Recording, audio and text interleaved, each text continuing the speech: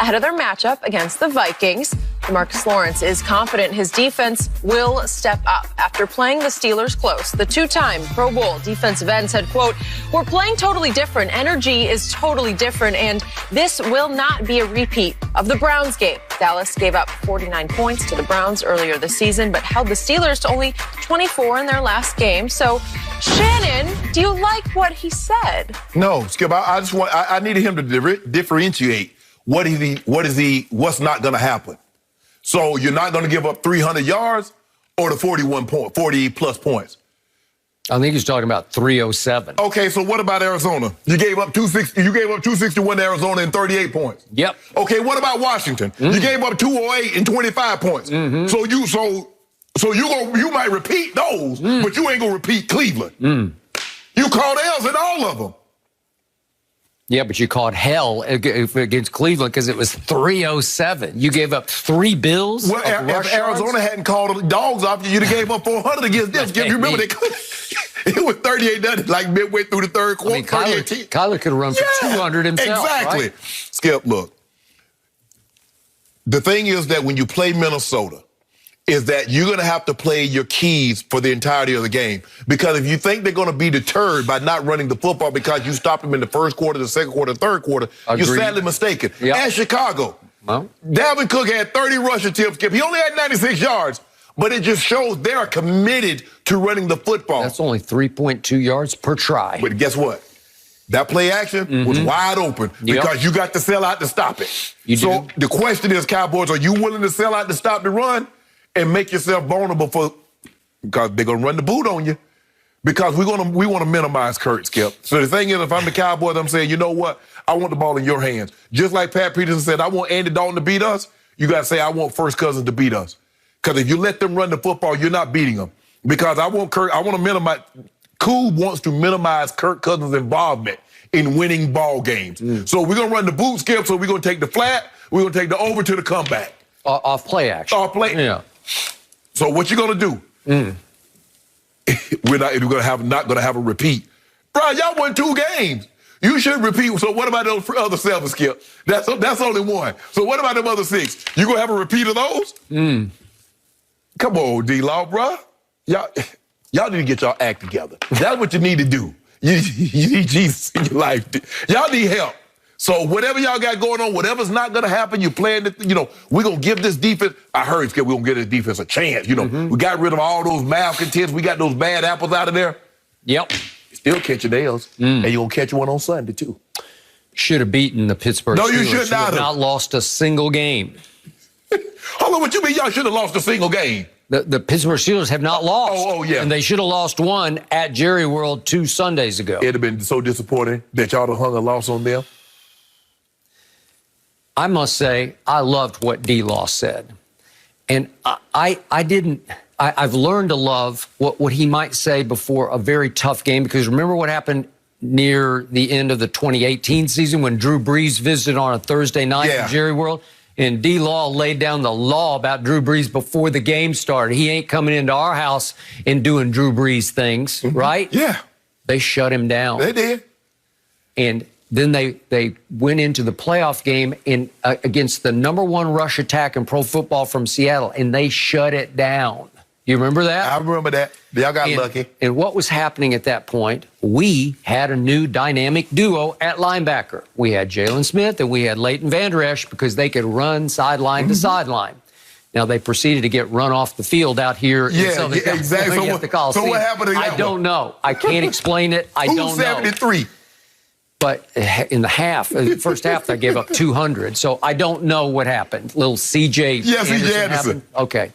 But the point is, my team is actually trending in the right direction here, because after 261 that you talked about on Monday night to Arizona, it went down to 208 at Washington. So that's improvement. They went down and then it went way down to 119 at Philadelphia. That's showing some signs of life. Yeah. And then it went all the way down to only 46 yards from the Pittsburgh Steelers at Jerry World in a game my team should have won, and it got stolen from them by 3 calls in the second half by the referee. Skip, you do realize Pittsburgh is one of the worst rushing teams in all of football. They rank 24th, but it's progress. It's a start.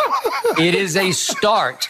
And I am here to tell you that the biggest difference is that the dynamic duo of 2018 has now become the dynamic uno, as in one, as in Wolf Hunter, as in Leighton Vander Esch has come back for those games. Yes. And they're trending up, actually going north here in holding teams down, because Leighton Vander Esch is really, really good. I underestimated the impact of his loss. Remember, he broke his collarbone. It was the first game of the year. Yep. And then all of a sudden, they go south, south, south. Okay? What do you see in Jalen Smith? You see sort of chicken with his head cut off, running all over the field, like wrong place, wrong time. Every time I looked up against Pittsburgh, Leighton Vander Esch was in some hole stopping somebody. So I trust this defense a lot more, because Jerry did something that I did not see coming. He cut all 8 of the free agents. He got rid of all 8 of the free agents, some by trade, but that he signed in the offseason to bolster the defense, to bring experience and some credibility to the defense. They mutinied on Mike Nolan. So Jerry said, I'm siding with Mike Nolan. And he got rid of every one of them. I did not agree with that. I thought Mike Nolan was the problem. But at least the players who are left are buying into Mike Nolan now, and they're actually trying, in the spirit of how the defense needs to be run, they're trying to do it the way he wants it done. The last 2 weeks, D-Law has shown he's the best player on the defense. I agree. So I like the way he's been playing. Now, he's trending up. I don't like what he said. Oh, what happened in Cleveland won't happen again. Bro, y'all gave up 260 and 204 against 2 teams after that. Yep, okay, you got me. But I saw signs of life. Even Pittsburgh ranked 24th in rushing. If you hold him to 46 yards, that's saying something. Well, hold Minnesota to 46. Okay, well, you can't. He's the leading rusher. Okay, he averaged 119 a game. Yep. Okay, but I look back at his game log and I say, well, wait a second. You just pointed out the Bears held him to 96 on 30 carries. And then in game number 1, the Packers held him to 50, and then they got run off the field in Lambeau. But the Colts held him at Colts to 63, and at Seattle they held him to 65. So he's human. You can at least curtail it where you can stay on the field. And I expect that I don't think he's going to go for 200 yards against them. No, but here's the thing, Skip, is that what they have is that rookie receiver, Jefferson. Skip, he's phenomenal. Stud. And they got Adam Thielen, who's better than you think. And every time you look around, they underestimated. You look at it, he got the ball in the end zone. I got it. And so you got your work cut out for him. Okay. And Kyle Rudolph, he still make plays. Hey, he's not the swiftest guy, but he still can make plays. And yet, Nick Foles had a horrible night on Monday night, and yet he made one throw that should have been caught. I thought it would have been a really good catch, but it should have been caught. And if he makes the catch, we're having a different conversation. They would have won the game on one Magic Man throw at the end of the game. Skip, I keep telling you, you keep having hopes. And the ESPN broadcasters, they all agreed that ball should have been caught. Which one? The one he threw behind the guy? No, he threw it over his head. It's right there.